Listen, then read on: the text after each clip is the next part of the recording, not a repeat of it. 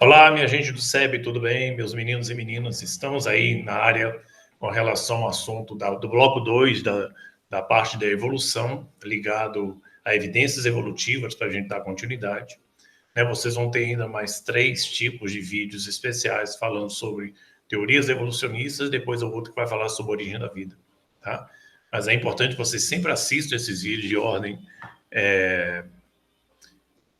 antecipada, né, antes de entrar na sala de aula, exatamente para permitir para que vocês tenham um domínio mais satisfatório, né, fazer os exercícios logo a seguir, para você fixar mais a aprendizagem, e também ir para dentro de sala de aula para vocês tirarem dúvidas. Não adianta você entrar na sala cru, né, dentro da situação, porque você não vai entender pouca coisa ou vai assimilar pouca coisa, até em virtude de várias interferências externas que podem acontecer na sala de aula. A vantagem de você assistir previamente é que você pode voltar ao vídeo quantas vezes for necessário para aumentar seu grau de dominância em relação à parte do assunto. Portanto, espero que vocês façam um bom proveito disso, tá? Tenham realmente a capacidade de vocês trazerem uma nova informação para dentro de sala de aula, né? E, ao mesmo tempo, eu estou à disposição para tirar quaisquer tipo de dúvidas que porventura, né, houver, e se eu souber, né? Porque às vezes o aluno chega lá com as perguntas cabeludas, que é só o papai Google para responder isso. Então vamos lá, gente. Vamos começar a nossa aula de hoje, né, na apresentação. Vamos compartilhar o nosso slide aqui, que por sinal é muito bonitinho. Vamos ver ele aqui. Então tá aqui, ó. O primeiro instante que você tem de domínio, né, para poder apresentar esse assunto desse bloco 2 está aí, ó. O que eu preciso saber, né, em relação a este assunto, e que, curiosamente, é um dos assuntos mais explorados nos vestibulares. O Enem adora este assunto, os outros vestibulares particulares também. Tá? Então, está aí, vamos dizer, a ponta maior de dominância que você deve ter em relação aos assuntos ligados a evidências evolutivas.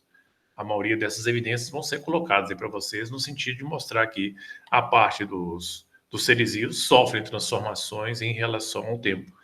E a mola mestre dessa transformação chama-se mutação. Tá? A mutação, ela muda a carga genética, então, consequentemente, essa mudança não significa dizer que toda mudança é favorável, ela pode ser favorável ou não. Se ela for favorável, ela passa isso para a geração seguinte, né? Desde que essa mutação aconteça nos gametas, aconteça nas células reprodutivas. Se essa mutação acontecer nas células que são autossômicas, quer dizer, em qualquer parte do corpo, mas que não é reprodutiva, então ela não é passada para frente. Então ela morre no indivíduo. Tá? E mutação, normalmente, ela não é uma coisa extremamente vantajosa, não. Muitas vezes ela traz mais desvantagens do que vantagem.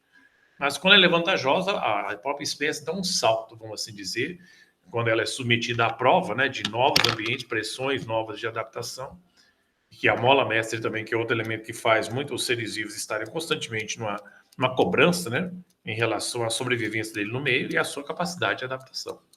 Portanto, isso aí não pode pisar na bola de jeito nenhum em relação a isso, porque o planeta não tem dó de ninguém. Se você não for apto, né, se você não for adaptado, isso consequentemente vai fazer com que você tenha um grau de dificuldade de sobreviver numa determinada área na qual o planeta é assim. Consegue sobreviver, está apto a sobreviver, beleza. Se não tiver apto, meu filho, adeus tia Chica, caixão e vela. Né? Que é o grande problema que as pessoas não, é que os seres vivos têm que passar, né, por esse filtro de adaptação no planeta, que é implacável. Não adianta o bicho ser bonitinho, fofinho, engraçadinho, morre. Se não souber se virar, já era. Tá? Então, são todos esses tópicos aí que nós vamos dar com um apanhado rapidinho, para que realmente a gente tenha uma visão mais ampla a respeito das chamadas evidências evolutivas. E o bloco delas está aí. Ó. Então, vamos começar aqui no primeiro bloco, né? Nas semelhanças morfofisiológicas. Vamos começar com essas estruturas, né? Que é que você tem uma pista. Seria interessante você seguir essas pistas que são colocadas aí. A palavra foi suprimida, mas as siglas estão aí. Ó. Então, eu pego o primeiro ponto que a gente está falando, que é chamado de estruturas homólogas. Então, tá aí. Ó. Repara que, para estruturas ser homólogas, olha a definição dela, apresenta um elevado grau, né, de semelhança entre os seres vivos, apesar de exercer funções que podem ser iguais ou diferentes. Depende da estrutura. A maioria delas são diferenças, né? São funções diferenciadas. Então, olha que mais interessante isso aqui, ó, essa comparação. Eu tenho aqui o membro superior do homem, que isso aqui é erradamente chamado de braço, que braço é essa ponta aqui, ó. Aqui é o braço, e aqui é o antebraço, tá? Então, você vendo aqui comigo, aqui, ó, isso aqui chama braço, isso aqui é antebraço. Todo o conjunto é chamado membro superior. Então, os membros superiores, diversos tipos de mamíferos até aqui, né, menos o inseto, pelo amor de Deus, que não é mamífero.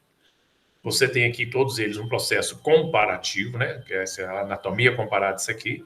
Você tem que o membro superior do homem é usado para manipulação, né, a grande arte de manipular os objetos na mão. Na parte do guepardo, que é um dos maiores felinos corredores do mundo, é para locomoção. Para a baleia é natação e no morcego é para voo. Né? Mas o que é que acontece? Mas todos eles são funções distintas. Esse aqui manipula, esse aqui corre, esse aqui nada, esse aqui voa. Como é que eles podem ser homólogos? Porque a estrutura embrionária dele, embriológica, é a mesma. Eles têm número, o homem tem número no braço, o guepardo também, a baleia também e o morcego também. Mas inseto não.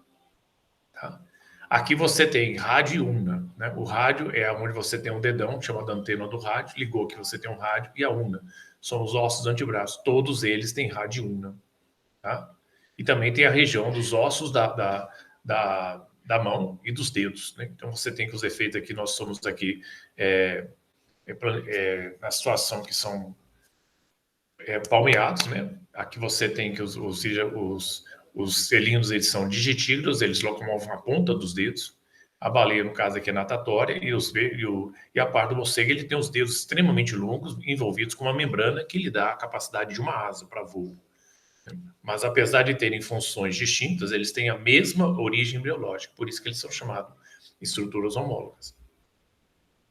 Neste grupo aqui, faltou as aves, né? Porque as aves também, ele vai apresentar a presença de uma asa, e a asa que tem no morcego em matéria de ossos são as asas também que tem nas aves em matéria de ossos com a mesma equivalência. Então, consequentemente, eles também são órgãos que têm a mesma função. Portanto, não é simplesmente funções diferenciadas. Aqui pode ser funções diferenciadas ou idênticas. Mas nesse caso de identificação, né, de funções, fica entre morcego e asa, porque o membro superior ele é usado para voo. Agora, se você comparar o membro superior de um morcego com um inseto e o membro superior de uma ave com um inseto, todos eles têm a mesma função, são chamados órgãos análogos. Por que são órgãos análogos? Porque a asa de um inseto que é usado para voo, né, ela não tem a mesma origem embriológica em relação à asa de um morcego e à asa de uma ave. Esse é o detalhe, para você poder diferenciar o que é um órgão, o que é uma estrutura homóloga de uma estrutura análoga. Então tá lá. A asa de um morcego comparada com a libélula, que é esse inseto aqui, apesar de possuir a mesma função, quer dizer, eles são funções de voo, não são estruturas homólogas, mas sim são chamadas estruturas análogas. Tá? Fazer uma analogia é exatamente isso, você fazer uma comparação, embora não tenha relação direta, mas tem relação indireta. Aqui sim você tem um detalhe, tá vendo? Com mais precisão, com um pouquinho mais de detalhe em relação aos ossos dos membros anteriores. Tanto aqui de um cavalo, como aqui de um morcego, como do membro superior humano, como de uma baleia. Né? Você vê os ossos daqui dos dedos, são chamados falanges, todos eles têm, que é essa estrutura esferdeada. Você tem aqui o húmero, que forma o osso do braço, que todos eles também têm. Podem ser mais longos ou podem ser mais curtos, não importa. Mas todos eles têm a mesma organização embriológica. Se todos eles têm a mesma organização embriológica, independente de terem ou não a mesma função, eles são órgãos homólogos, dentro do estudo de evolução. Tá? Estruturas homólogas, portanto, aqui, ó, possuem a mesma origem embriológica, mas podem exercer funções diferentes, tá? Ou iguais. As estruturas análogas é o contrário, elas possuem origem embriológicas diferentes, mas apresentam sempre a mesma função. Tá? Na ideia de Darwin, né, as espécies atuais herdaram de seus ancestrais um design padrão, sofrendo algumas modificações, né, que são próprias de cada espécie. Esse efeito, como está colocado aqui, para você completar. Esse exercício aqui é muito bonito, vocês poderem até dar uma paradinha para depois você ver se vocês conseguem anotar e fazer uma espécie de um questionário, né? Com isso aí. Você dá uma congelada no vídeo e você sustenta, e aí você vai fazer esse exercício aqui para poder continuar. Isso aqui é uma coisa interessante, aqui dentro de um padrão, né, que fala que eles têm um ancestral comum, e o primeiro ancestral do mamífero teria basicamente esse modelo que andou junto com os dinossauros, né? E ele é uma mistura de um gambá com um rato e de hábitos noturnos, e perambulou entre os grandes répteis. Isso seria um ensaio dos primeiros mamíferos que surgiram no mundo, e à medida que eles foram sofrendo mutações, né, eles foram sofrendo adaptações, né, pressões seletivas de cada área, né, eles foram se espalhando pelo mundo, e aí essas estruturas depois vão sofrendo mutações, vão tomando novos formatos, pernas mais longas, pernas mais curtas, ausência de pernas, membros que se modificaram para a natação, uma série de coisas que foram acontecendo aí ao longo do tempo. Isso aqui é conhecido como Juramaia, encontrado na China. Tá? É a mãe jurássica da China. É o mamífero mais antigo que se conhece até hoje. Então, aqui ele faz uma comparação. Pensa no exercício extremamente cobrado nos vestibulares, nas questões, são essas duas imagens aí. Toda vez que ele pede aqui o membro superior humano comparado com o membro de uma águia, né, superior, que é a asa, a pata anterior de um leão e a pata anterior da foca, né, e pede que tipo de situação evolutiva está expressada aqui, são órgãos homólogos. Né? Órgãos que têm a mesma origem embriológica e têm funções distintas. Se bem que essas duas funções aqui são a mesma, locomoção, tá? O efeito dela. Aqui é manipulação e aqui é voo. Aqui, às vezes, ele pede esse quadro comparativo e pede lá embaixo você justificar assim, que tipo de situação dentro de uma linha evolutiva a imagem tenta exemplificar para você. Isso é tipicamente órgãos análogos. O que são órgãos análogos? Órgãos análogos têm a mesma função, isso aqui é função de voo, isso aqui também é função de voo, mas a origem embriológica que forma isso aqui é totalmente distinta do que forma isso aqui. Então, quando não tem a mesma origem embriológica, ele é análogo. Quando tem a mesma origem embriológica, como está acontecendo aqui, eles são homólogos. Nessas semelhanças morfofisiológicas, então vamos ver o que é parte interessante. E esse assunto é impactante porque chama-se embriologia comparada, né? Então ele faz as comparações das estruturas em processo de evolução e a imagem realmente é incrível. Olha, você vê aqui os efeitos da evolução dos embriões e parece que a evolução desse embrião que está sendo colocado aqui na mesma semana, nas primeiras semanas de formação, trata-se de um mesmo indivíduo e não é. Isso é mais impactante, né? Você olha e fala, rapaz, o que é isso? Né? Para mim é tudo igualzinho. Assim, algumas diferencinhas pequenininhas, você fala assim, mas à medida que ele vai crescendo ao longo da semana, mas não é assim, não. Isso aqui, todos eles têm a mesma semana, são muito parecidos. Né? Então, você tem a comparação dos estágios embrionários entre o grupo dos vertebrados. Então, quem são os vertebrados? Peixes, anfíbios, répteis, aves e mamíferos. Tá? Então, os elementos estão colocados aí. Então, você repare, né, na notável semelhança nos primeiros estágios desenvolvidos na primeira semana. E aí surge isso. Idealizou-se a teoria da recapitulação da lei biogenética de Haeckel. Cada organismo, no seu estágio embrionário, chamado ontogenia, recapitula os estágios dos seus antepassados, que é a filogenia, que a filo significa afinidade com, né? E genia, origem. Então, eles têm muito esse efeito. Né? Cada organismo com seu estágio embriológico, ontogenia, quer dizer, o que é dele próprio, que a palavra ontos é próprio, recapitula os estágios dos seus antepassados, que é a filogenia, que é a sua descendência. A palavra filos, ter afinidade com, então afinidade com os antepassados. Então vamos ver como é que é isso aqui. Ó. Então teria só um antepassado comum para todos. Né? Então olha que legal, olha, isso aqui vai dar origem a um peixe, isso aqui vai dar origem a um anfíbio, isso aqui vai dar origem a uma ave, isso aqui vai dar origem a uma vaca, isso aqui vai dar origem a um ser humano. Então, à medida que isso aqui vai passando o tempo para formar, para definir de novo aqui, porque aqui está um estágio embrionário. Então ele vai para feto. Né? Então, aqui ele continua desenvolvendo, tá vendo? Depois de algumas semanas, eles começam a ficarem mais diferentes nessa formação, até dar origem aos formatos deles, que são para peixe, para um anfíbio, isso aqui é um triton, né? Um tritão. Aqui, no caso, vai formar uma ave, aqui vai formar uma vaca, e aqui vai formar a parte do ser humano, que olha aqui, ó, até nesse nível aqui, no nível de mamíferos, né?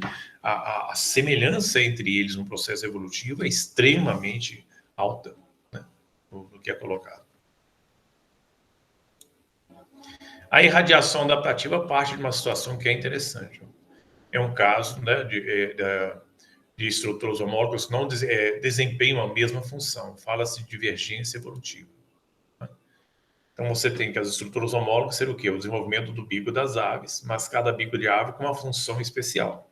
Por exemplo, esses bicos que são mais grossos, né, eles são mais resistentes para poder quebrar sementes. Aqui, ó, como o caso desse aqui, ó, são habilitados, vivem em determinados ambientes que quebram sementes. Os bicos que são mais finos, né, eles são aptos para capturar insetos de pequenos tamanhos. Aqui, na situação dele, eles podem ser capturadores de sementes, né, e também flores, e também comedores de frutos. E esse cara aqui, ó, esse indivíduo aqui, que é um dos mais espetaculares que tem, que ele utiliza uma artimanha. Ele é um capturador de insetos, só que ele presta atenção em madeiras que estão no chão e às vezes atacada com larvas de besouro. Então ele consegue escutar o movimento da larva do besouro dentro da madeira e ele vai atrás de um espinho de um cacto, ele quebra o espinho do cacto, espeta no buraco e puxa a larva para fora para comer. Então ele se utiliza de um instrumento, né, para poder capturar o alimento dele dentro de um ambiente que é de difícil acesso. E essa é a parte mais espetacular que tem dentro desse sistema, dessa artimanha de você poder fazer essa habilidade de você capturar alimento utilizando um instrumento. É a mesma coisa, um pássaro notável nessa situação de usar instrumentos é o pássaro tecelão, né, encontrado na região da Ásia, em que ele faz ninhos tecendo de uma forma espetacular, um bojo, né, feito com palhas de palmeiras, e ele vai tecendo, tecendo, tecendo, e faz um ninho notável que ele é pendente, né, numa resistência muito grande que ele sustenta tanto ele como a fêmea e mais os filhotes dentro do ninho de uma forma confortável. Ele é bem longe, né, ele parece um pingo de água caindo, né, desse efeito dele para afastar de predadores, porque existe um predador danado, me dá também, que sobe, que são cobras. E mesmo assim, essas cobras também têm a capacidade, às vezes, de descer pelo ninho e até comer os filhotinhos desses bichos, infelizmente. Mas também, se o bicho não comer, morre de fome, então é uma guerra constante, né? É a questão da relação do planeta presa e predador. Por isso que o nosso planeta, apesar de belíssimo, ele não é bonzinho, né? Ele tem lá suas artimanhas de guerra. E também você não pode achar ruim das coisas comerem. Se você não gosta de comer, morre. É uma coisa falar, aí tem aqueles filmes sensacionalistas, falar, porque você tem um tubarão que é um assassino porcaria nenhuma, você está no ambiente dele, meu filho. De vez em quando ele esbarra em você e aí você vira uma janta para ele. A depender, lógico, do tamanho dele. Então você está no ambiente dele, né? Aqui não é ambiente seu. Então é uma questão de cuidado, né? Você está numa área e fala, pô, é a mesma coisa no meio da selva. Eu morro de raiva quando sabe, a pessoa às vezes vai na selva ou vai no meio do mato, acha uma cobra e mata a cobra. Pô, mas você está no ambiente da cobra, cara. Por que você vai matar um ser vivo que é da área dele, né?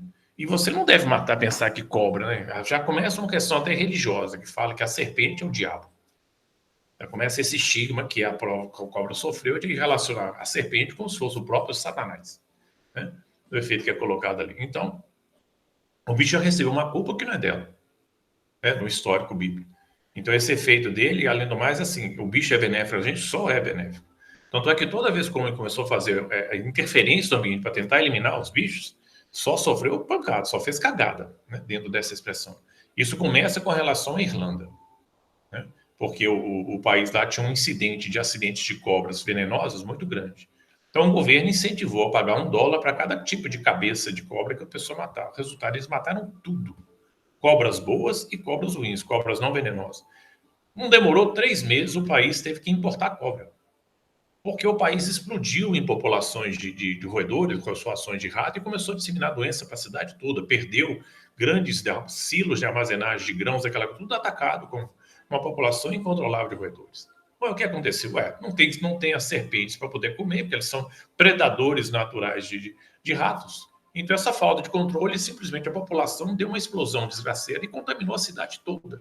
Campos perdeu as plantações, o país entrou num processo de fome, até reequilibrar essa grande cagada humana foi um inferno, né? Então você revela que quando não tem um estudo, né, não tem uma ação de pesquisa com relação envolvendo biólogos nessa coisa, pode saber que a bagaceira está feita, né? Não se faz uma intervenção no acidente, no ambiente, sem saber de fato o que pode ser usado e o que não pode ser usado. Entendeu? É a mesma coisa que aconteceu aqui no Brasil. Aqui no Brasil tinha um determinados tipos de aranhas que só encontrava numa ilha, semelhante à viúva negra. Esse foi o caso mais interessante que eu já escutei. E aí, de repente, a galera que visitava a ilha, né, viu que essas aranhas, às vezes, ofendiam as pessoas, que às vezes a pessoa acampava na ilha e não era para acampar, porque foi uma área de reserva, as pessoas é teimoso, né? Acha de acampar lá e, resultado, sempre sofria agressões a determinadas aranhas, e era um veneno bravo, né, que ela tinha lá, que a maioria das pessoas sofreu muito, ou então, em alguns casos, chegava até a morrer. Aí o pessoal, com raiva, passou fogo na ilha. E essas aranhas que eram prova da ilha, né, começaram a aparecer na praia. Mesmo com a distância da ilha bem grande da praia, mesmo assim as aranhas começaram a aparecer lá. O pessoal falou, rapaz, como é que essas aranhas chegaram aqui? A parte mais impressionante que tem é que algumas dessas aranhas conseguiram tecer teias como se fosse uma espécie de um parapente. E na hora quando ela tomou a lufada de um calor que faz o ar quente subir, ela subiu com esse paraquedinha que ela fez com a teia dela e virou um parapente. Então ela navegou e ó, foi passando e caiu na ilha e caiu na praia. E aí contaminou a parte que não deveria estar lá, né? As praias começaram a sofrer invasões de determinadas aranhas que são altamente peçonhas. Fruto de quê? Cagada humana. Resolveu botar fogo numa ilha por vingança.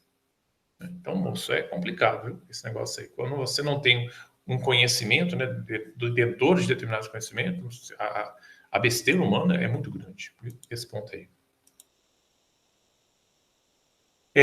Origina verdadeiramente, origina um caso que a gente chama de variedade de espécies que estão adaptadas a explorar seu hábitat, quer dizer, cada bico na sua região. Porque esses espaços aqui são os tentilhões, foram retratados pelo trabalho de Darwin, Charles Darwin, né, com relação aos tentilhões, porque você tem os tentilhões de Peru, né, e vocês têm os tentilhões das ilhas de Galápagos, que pertencem ao Peru, são 12 ilhas. Mas é engraçado que cada ilha tem uma situação. Tem ilha que tem muita floresta, então ali você tem mais exposição de insetos e frutos, então você acaba com com os bicos medianos e bicos mais finos. Agora, tinham ilhas que eram mais secas, com frutos que produziam sementes mais duras, então selecionou os tentilhões com os bicos mais grossos, que agem como se fosse um alicate.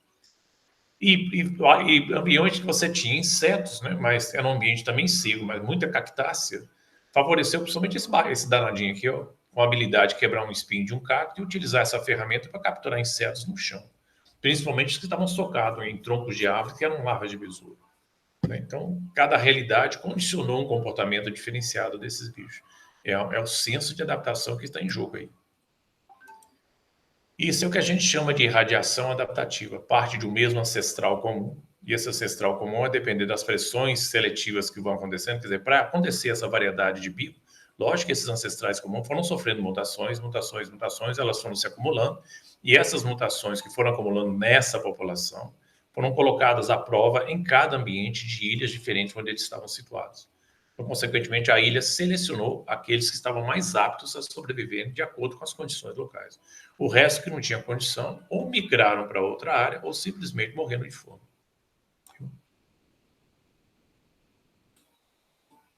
Órgãos vestigiais é bastante interessante esse assunto, porque eu não está falando vestígio. Qual é a tendência desses órgãos? A tendência desses órgãos é desaparecer.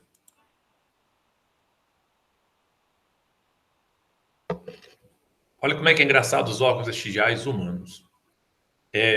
Na coluna vertebral você tem a região cervical do pescoço, tórax sustenta as costelas, a lombar, né, que são vértebras de grande tamanho que dão a sustentabilidade maior do peso do corpo humano. Você tem a sacral, que são vértebras unidas, que formam a região mais arredondada da bunda, e você tem a coxigiana, que são vértebras que dão a formação de uma cauda. E essa cauda da gente está em regressão. Mas antigamente isso aqui era uma cauda. Você imagina a gente com cauda. É a coisa mais engraçada do mundo. Só que isso aí reduziu. Isso é defendente dos primatas. Como a gente tem parentesco no grupo dos primatas, então, consequentemente, no nosso caso evolutivo, a tendência dele é reduzir, tá, esse efeito e se tornar um vestígio. É o que aconteceu aqui. Tá? Mas, de qualquer forma, eu quero chamar a atenção nesse caso aqui, ó, que é importante para vocês, né, em relação à aplicabilidade, uma aplicabilidade diária, de contexto e até mesmo de vocês terem cuidado. Às vezes você chega numa fazenda ou então num resort, aquela coisa toda, e resolve fazer uma folia engraçadinha de botar muita gente sentada na rede, né, para fazer piadinha, aquela coisa toda.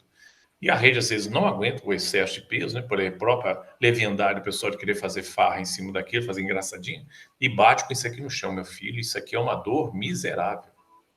E às vezes o médico é ortopedista, para colocar isso aqui no lugar, ele tem que enfiar o dedo no ânus da pessoa e fazer um gancho para puxar. E a anestesia não pega nisso aqui não, viu, rei? Então, vocês tomem muito cuidado, né, com relação a esse tipo de acidente aqui.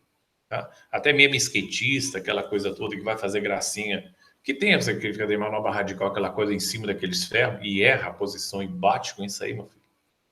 Pode saber, viu? A dor é insuportável. Aqui você tem um outro órgão vestigial que está aqui, ó, é o chamado apêndice.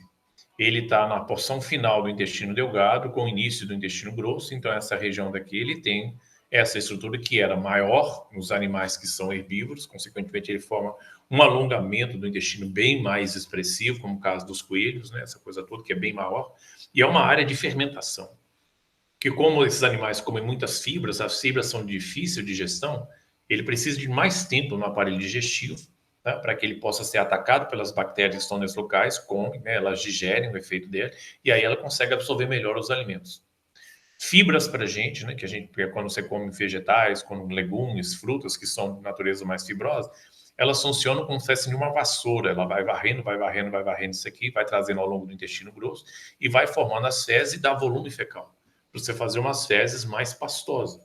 Porque se você come pouco legume, você bebe pouca água, você come pouca fruta, as suas fezes vão empelotando aqui, ó. Ela vai desidratando muito, vai ficando dura, e você sofre um fenômeno chamado prisão de ventre. Aí você não faz uma defecação, né, como é o termo técnico, que a gente vai falar aqui no vulgar. Você não faz cocô, não, você pare. Né? Então você faz tanta força para parir que parece que esse cocôzinho de cabrito, aquelas pelotinhas no vaso, que você não está fazendo cocô, não, está parindo. E isso é tremendamente agressivo nas paredes do reto e também da região do ânus, que vai formando varizes e essas varizes viram hemorroidas. Então você é um sério candidato a pegar hemorroidas se você não tomar providência de beber mais água, de comer mais fruta e de comer mais alimentos que são fibrosos, né? Para poder realmente você compensar esse volume fecal. O certo é você fazer cocô 1 ou 2 vezes por dia, todos os dias. Tem gente que fica uma semana sem fazer a parte das fezes, então, consequentemente, ele não dorme direito, ele fica mais irritado. É por isso que existe aquela expressão, a pessoa fica mais enfesada, né? Estoura com qualquer coisinha. A pessoa muito enfesada, ela pode ser candidata a uma prisão de ventre e, consequentemente, o nome enfesada significa isso, rica em fezes.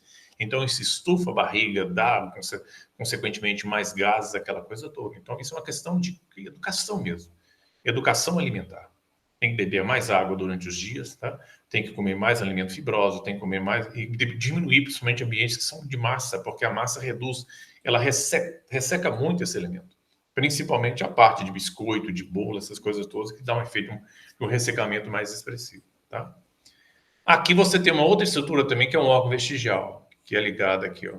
Então você repara, primeiro órgão vestigial, as vértebras coxigianas. Segundo órgão vestigial na gente é o apêndice, né? Terceiro órgão vestigial é essa carnosidade que a gente tem aqui, que é uma coisa mais interessante. Alguns animais, como anfíbios, répteis e algumas aves, existe uma terceira pálpebra. Você tem a pálpebra superior e a pálpebra inferior, que é usada para piscar e espalhar a lágrima nessa lente aqui, que é chamada de córnea, porque a parte colorida do olho chama íris. Mas se essa lágrima que lubrifica o olho não estiver aqui, ó, lubrificando isso, né, pelo movimento das pálpebras, por isso que é importante quando você também está diante da tela, você tem que piscar um pouco mais com frequência para evitar esse tipo de ressecamento, ficar o tempo todo aceso realmente irrita o olho. Né? Você tinha uma tendência, uma terceira córnea, que é essa carnosidade aqui, ó. E o nome dela era engraçado, chama-se membrana nictitante. Então, aí, enquanto que essa aqui pisca no sentido horizontal, essa membrana nictitante pisca no sentido vertical. É como se ela varresse o olho aqui. Você percebe isso em cobra, percebe isso em anfíbios, percebe isso em papagaios. Né? Algumas aqui tem uma membraninha do olho que é transparente. Tá? Aqui tem um outro tipo de também órgão vestigial, que é exatamente para a gente, né, infelizmente, que é o chamado músculo auricular. Né, da região das têmporas. Esse músculo auricular teria que fazer o movimento das orelhas. Tem algumas pessoas que conseguem puxar a orelha bem para trás. Eu já vi até alguns alunos fazendo isso em sala de aula, né, como curiosidade. Sem mexer, sem fazer nenhuma expressão rápida, simplesmente ele conseguia mexer bem a orelha. Agora, você vê esse movimento auricular que é bem interessante, porque tem muito expressivo, somente em cachorro. Em gato é mais espetacular, porque o gato, quando ele está descansado, é assim, mas quando ele está querendo acender o efeito dele, ele bota as orelhas para frente, foca em cima e fica toda a atenção focada, fala assim, eu quero ver que coisa é essa que está acontecendo. Quer dizer, ele desperta a curiosidade. Cavalo é a mesma coisa, o burro, quando você tem a parte de jumentinho, as orelhas ficam de lado, mas quando ele vê um ruído na frente, ele imediatamente joga as orelhas para frente, né, se valendo do músculo auricular para que ele faça isso. E nesse caso, a gente perdeu essa capacidade. Que seria muito engraçado, né? Uma pessoa falar, você não me dá ação, você mostra eu as orelhas e fala assim, eu sou todo ouvido e pode botar as orelhas tudo para frente, né? Para prestar atenção na pessoa, né? Neste caso aí. É as resenhas que eu só falo na área de biologia. Então vamos lá. Órgãos vestigiais são aqueles que em alguns organismos encontram-se com um tamanho que é pequeno, então ele é reduzido, e geralmente sem funções. Mas em outros organismos são maiores e exercem funções que são bem definidas. Tá? Aí você tem outros exemplos que vão ser colocados aí para vocês. Órgãos vestigiais são considerados uma evolução que é regressiva, em vez de ser uma evolução que é convergente, no caso, ela é mais para um efeito de regressão. A tendência dele é desaparecer. Então, ela não é uma evolução que coloca para frente, é uma evolução que tende a desaparecer. Então, ela é regressa. Tá? Principais órgãos vestigiais do corpo humano são, além desse citado aqui, vamos ver o que ele vai falar. Ó. Primeiro, vértebras coxigeanas, está aqui. Tá? O apêndice também está citado aqui. Você tem esse outro órgão aqui, que é a carúnculo oftálmico, correspondente à membrana nictitante, que é essa aqui, ó, carúnculo oftálmico. Isso aqui você vai encontrar nas aves, né? Aí vem uma outra parte bem legal na cavidade bucal, você tem um dente ciso-oqueiro, né? Que é o último dente, o terceiro dente molar, que a tendência dele é desaparecer. Já tem algumas pessoas que estão nascendo sem siso, né? Mostra esse efeito. Você tem um músculo auricular citado aqui, ó, que é a capacidade de mover as orelhas, para escutar melhor o som. Tem outra parte bem notável aqui, que é o cromossomo 6 da espécie humana, que se ele sofrer uma deleção, né, de 92 pares de base, não vai afetar em nada a vida da pessoa. Ele é um pedaço do cromossomo que não é funcional. É como se ele tivesse em efeito de regressão. Tá? E tem gente, curiosamente, que em vez de ter 12 pares de costelas, que são 24 costelas, ele tem 26, tem 13 pares de costelas. E corresponde basicamente a 8% da população mundial, que você pode encontrar pessoas com 13 pares de costelas. Então tá aí, ó, uma comparação que é interessante. Olha, por exemplo, um intestino humano, né, que você tem aqui o duodeno ligado à região do início do intestino grosso. A base dele você tem um apêndice vermiforme que é pequenininho. Isso aqui é o apêndice de um coelho. Olha só, você tem o intestino delgado ligado aqui à parte do intestino grosso. E depois na região do apêndice, olha o tamanho da região do septo, né, que é a área fermentativa, seguido de um apêndice. Né, no coelho. É bem maior esse tipo de saco. É uma área de fermentação. Né? Depois isso aqui sofre um movimento peristáltico, empurra esse material para fora e ele vai absorvendo os nutrientes que estão colocados aqui. Como o coelho só come alimentos que são de origem fibrosa, né? Você não vai ver alimento, ele comendo carne, comendo chocolate ou comendo qualquer tipo de carboidrato. Então ele come mais folhas e são de difícil digestão, por isso que ele precisa dessa área de fermentação. Tá? E aqui você tem um efeito, dá um detalhe da coluna humana, com as 5 áreas divididas, a região cervical do pescoço, tórax que sustenta as costelas, a lombar que sustenta o corpo humano, a sacrum, que são 5 vértebras unidas, e a coxigeana, que são de 3 a 4 vértebras, né, formando o finalzinho da região da coluna vertebral, que corresponde às vértebras que vão formar a cauda, e a nossa, no caso, está em regressão. Tá? A coluna, de fato, tem esse formato, né, do efeito aqui no corpo humano, e existem doenças que são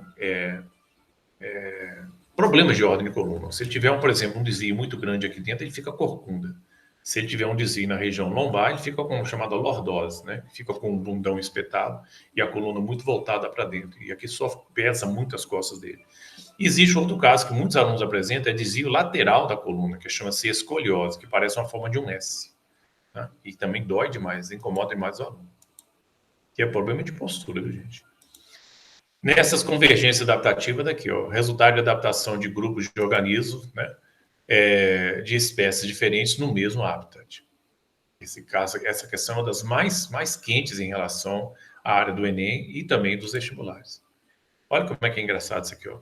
Você tem aqui um golfinho, que é mamífero. Você tem aqui, né, um ictiosauro, que é um réptil marinho que desapareceu, que é do tempo dos dinossauros. Você tem um peixe marlin, né, que é marinho. Você tem a parte do golfinho, que todos eles têm um aspecto fusiforme, ou seja, pontas estreitas e o corpinho mais gordinho no meio, né, com todos eles. E todos eles são bem parecidos, por quê? Porque eles são adaptados com uma pressão de ambiente, que é o ambiente aquático, que exige deles um corpo hidrodinâmico. Eu vejo muita gente apontar para o Google e falar, nossa, que peixe lindo, pelo amor de Deus, não faça essa besteira, não. É uma coisa olhar para uma baleia e falar, nossa, que peixão, afoga, viu? Baleia não é peixe, baleia é mamífero. A mesma coisa com golfinho. Golfinho não é peixe, golfinho é mamífero. Mas ele tem uma semelhança com os peixes, por quê? Porque ele tem um corpo fusiforme, afinado nas pontas e mais gordinho no centro. E aí, consequentemente, ele consegue quebrar a resistência da água e nadar com uma velocidade bem bacana nesse lugar. É uma convergência adaptativa ao ambiente que eles estão, que é o ambiente aquático. Aquático, tá? Por estarem adaptados ao mesmo ambiente, possuem semelhanças em relação à organização do corpo, né? Do seu corpo. Necessariamente não apresentam o mesmo grau de parentesco. Aqui você tem, aqui é uma ave, aqui é um peixe, né? Aqui você tem um réptil e aqui você tem a parte de mamíferos. Então não tem grau de parentesco nenhum aí. Olha isso aqui como é que é interessante, ó. Você tem um besouro d'água, né? Você tem aqui o tubarão, você tem um golfinho, todos eles com as extremidades afiladas e o corpo no meio mais gordinho. E eles têm uma tendência a ter o mesmo formato corporal, que é a chamada forma hidrodinâmica, que ele quebra a resistência da água e nada com uma velocidade maior. É mesmo que você imaginar um peixe quadrado. Imagina um peixe quadrado nadando na água. O esforço que ele faria para nadar seria muito grande, porque a água faria uma resistência grande na frente dele. Ele gastaria muita energia, seria totalmente inapto a nadar. Mas se ele tem um corpo achatado e afilado nas pontas, e faz um movimento que é arredondado no meio, mas afilado, depois dotado com as nadadeiras ou então com as partes das barbatanas, que são chamadas, isso faz com que ele ganhe uma velocidade hidrodinâmica na água espetacular, né? Se locomove de uma forma mais rápida. É uma coisa os carros que eram muito quadradinhos, antigamente os modelos de carro eram tudo quadrado, gastavam energia danada porque o ar segurava o carro. Então, hoje os carros têm a tendência a ficarem mais pontudos. E quanto mais pontudo ele tiver, mais rápido ele anda e gasta menos energia, né? Porque ele quebra a resistência do ar. Então, vamos lá. Uma convergência evolutiva bonitinha. Isso aqui é chamado grilo topeira, né? O pessoal chama isso aqui de cavalinha. E aqui você tem a topeira, que é um mamífero, que é europeu, né? Esse é feito dele. Aqui você tem um focinho dele que ele consegue cheirar para esse focinho aqui, porque ele adora minhoca, né? Tem as garras muito grandes para o efeito de cavar o solo. E aqui, olha como é que é semelhante. Ó. Isso aqui é um inseto, né, que vive também embaixo do solo. Ele é cavador, também ele é comedor da parte de minhocas. E existe uma semelhança entre eles de organização de estruturas bem parecidas. Convergem no mesmo ambiente. Qual é o ambiente deles? Subterrâneo. São escavadores. Então eles têm que ter unhas grandes, né, para fazer isso. É bem bacana. Mas são, aí quando você fala, mas quer dizer que esse bicho é parente desse? Não, então estruturas que são comparativas. Ele tem elementos que são análogos. As estruturas que formam as unhas de uma topeira não é a mesma estrutura embriológica que forma as unhas, vamos dizer assim, as garras que são colocadas em relação ao inseto. Então aqui, ó, estruturas análogas são resultados de uma evolução convergente. Tá? O inseto não tem nada a ver com topeira, que é mamífero. Viu? Ocorrem em organismos que sem parentesco evolutivo próximo, que eu acabei de falar com vocês. Apresentam estruturas que se assemelham em função de adaptação de um determinado hábitat. Quer dizer, as funções deles são o quê? São unhas, né? São garras que são escavadoras. Então, essa é a semelhança que existe entre eles. Por isso que a gente fala convergência evolutiva. Tá? Ocorrem em indivíduos que não têm parentesco evolutivo próximo. São embriologicamente diferentes. Quer dizer, isso aqui, ó, a evolução embriológica disso aqui não tem nada a ver. Isso é chamado grilo copeiro. O pessoal chama isso aqui de cavalinha. Aqui na região que tem, é na região de Brumado. Evidências musculares é o assunto de ponta mais expressivo, também mais novo que a gente tem nessa área, né, ligada à biologia e de pesquisa científica. Eles pegam uma determinada molécula de um ser vivo, como está aqui no desenho químico, no desenho do computador de computação gráfica, né, e compara esses modelos, essas diferenças, principalmente essa substância colocada aqui à prova, o citocromo C, que é extraído de uma organela celular chamada mitocôndria, e aí ele faz o quadro comparativo.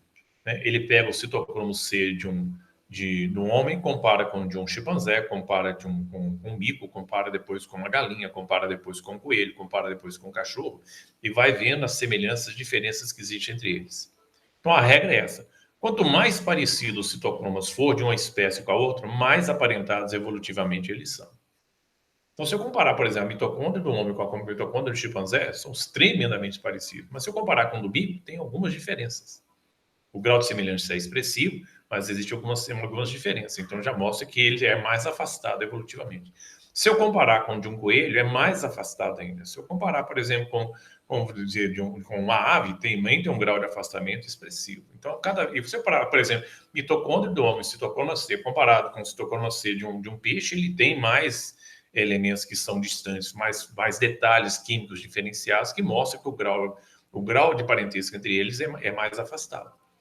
Então, a regra é assim, quanto menos diferente for uma estrutura química da outra, mais afinidade evolutiva tem entre eles.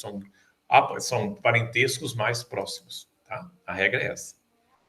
Novas técnicas de análise molecular evidenciam semelhanças bioquímicas elevadas entre espécies que são aparentadas. Tá? Universalidade do DNA, né?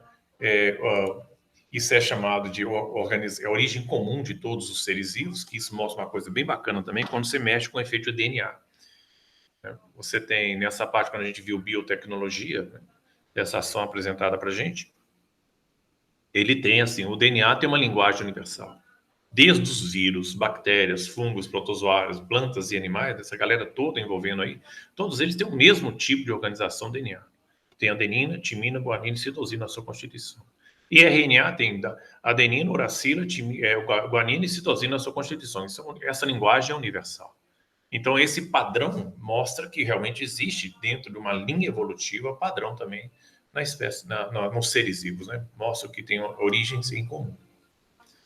Estudos de DNA e RNA e proteínas fornecem indícios de relação filogenética nos seres vivos, que é a relação de parentesco, afinidade com. Quando você tem relação filogenética, significa afinidade com isso aqui é mais parecido com esse, então ele está dentro desse grupo. Isso aqui não tem nada a ver com isso, então eles são mais afastados do grupo. Isso é a ciência mais avançada de ponta que existe hoje na área de ciência aplicada à evolução, a estudos de evolução dos seres vivos. Mostra também o que você vai ver no gráfico depois, a chamada construção de cladogramas para representar graus de parentesco. Esse é um gráfico chamado cladogramas, né? E as evidências bioquímicas, o elemento mais estudado, né, que foi comparado e também cobrado muitos vestibulares, é o citocroma C, que tem 104 aminoácidos, são semelhantes em todas as espécies que são aeróbicas. E aí você tem pequenos detalhes que vão afastando um grupo do outro, mas baseado em cima do citocromo C, que tem uma organização de 104 aminoácidos, portanto é uma proteína. Tá? Então aqui você vê esse último gráfico aqui que mostra, olha, por exemplo, quando ele compara esse citocromo C do homem com o macaco, dá uma diferença de 8 aminoácidos. Quando ele compara o homem com a parte do cão, dá 32. Quando ele compara o mesmo citocromo do homem com o citocromo da ave, dá 45 diferenças. Quando ele compara o homem com relação à rã, dá 67. Quando ele compara o homem com relação à lampreia, né, que é o chamado peixe bruxo ou lampreia, né, que é um peixe que é ciclostomado, que ele não tem efeito de osso na composição dele, são 125 aminoácidos diferentes na sua constituição. Então, aí monta-se o quadro. Esse tem parentesco evolutivo com esse mais próximo, né? Se comparar com o ancestral, como ele entra nesse esquema aqui já mais afastado, e assim vai montando essa linha evolutiva. Isso aqui a gente chama de anagênese, linha temporal, né? Quantos milhões de anos se passaram por aqui. E isso aqui é chamado de cladogênese, o ponto de inserção que dá origem a um ancestral comum que formou este grupo e vai dar origem a todo esse grupo que está aqui. Então, aqui é o ancestral mais novo, aqui vai envelhecendo, vai envelhecendo, vai envelhecendo, aqui é o ancestral mais antigo. O ponto, né, de dicotomia, que a gente chama esses dois pontos, que dão origem a novas espécies, provavelmente porque sofreram mutações específicas nessa linha de tempo, né, que são milhões de anos atrás, vão fazendo com que as mutações vão acontecendo até que surja uma mutação aqui radical, que coloca o grupo das rãs, que são anfíbios, para cá, e o grupo das aves e mamíferos para cá. E vão continuando até chegar no nível máximo, que é o nível dos primatas. E nesse nível de primatas, 9 mutações que dão origem aos símios e dão origem à parte da espécie hominídea. Né? Isso é o gráfico que estabelece, né? Ele seguindo também um rastreamento químico, né? Números de aminoácidos diferentes entre o homem e alguns animais. Show de bola isso aqui. Ó. E aí eu chamei de francesa. Quando eu falo da linha de tempo, né, seguindo o efeito de uma reta, né, que mostra milhares de anos, isso é uma anagênese. Quando eu falo cladogênese, é a origem de um ancestral comum. Então, os pontos de inserções formando duas opções de duas ou mais, né? Pode ter até mais. Isso é chamado pontos de dicotomia, formam dois pontos. Isso aqui são chamados pontos de ancestral comum ou nó, como é chamado. Isso aqui é um nó ancestral. Esse efeito. Então, isso aqui define um clado. Viu? Tá aí, ó. O próximo assunto que a gente vai ver agora, né, para dar continuidade ao nosso elemento, é as chamadas teorias evolutivas, né? Isso vai ser um trabalho bem bacana que a gente vai estabelecer, que a gente vai falar sobre Lamarck, vai falar sobre Darwin, vai falar sobre a teoria sintética da evolução e assim segue. Beleza? Espero que vocês tenham gostado desse tipo de assunto, né? Estudem, revisem sempre que for possível esse material para que realmente fique à disposição de vocês, façam os exercícios depois e em sala qualquer tipo de dúvida que vocês tiverem, a gente está lá exatamente para tirar, né, fazer a sessão tira dúvida, mas é extremamente interessante que vocês já seguem na sala já preparados, pelo menos ter uma noção do que vai ser exposto, tá? Então, valeu. Deixa eu fechar aqui. Muito obrigado pela participação de vocês. Espero que vocês realmente tenham gostado desse tipo de evento e a gente está à inteira disposição. Daqui a pouco a gente volta com novas informações para vocês, viu? Estudem direitinho, se cuidem, né? E que Deus proteja cada um de vocês. Até.